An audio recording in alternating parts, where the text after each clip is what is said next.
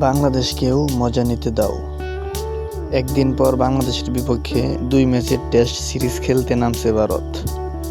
তার আগে পডকাস্ট সংবাদ মাধ্যমের মুখোমুখি হয়েছেন ভারতের বিশ্বজয়ী অধিনায়ক রোহিত শর্মা। সেখানে সফরকারী বাংলাদেশকে নিয়ে করা প্রশ্নে বলেছেন, বাংলাদেশকেও মজা নিতে দাও। রোহিত বলেছেন, দেখেন, প্রতিটি দল চায় এবং পছন্দ করে ভারতকে হারাতে। বাংলাদেশকেও মজা করতে দাও।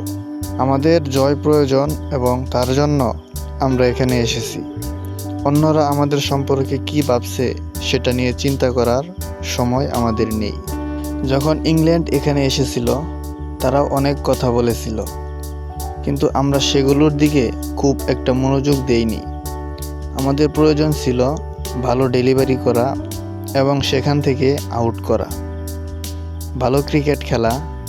ভারত সম্প্রতি অনেক দলের বিরুদ্ধে খেলেছে এবং প্রতিপক্ষের কথা চিন্তা না করে জয় চিন্তা করা লক্ষ্য।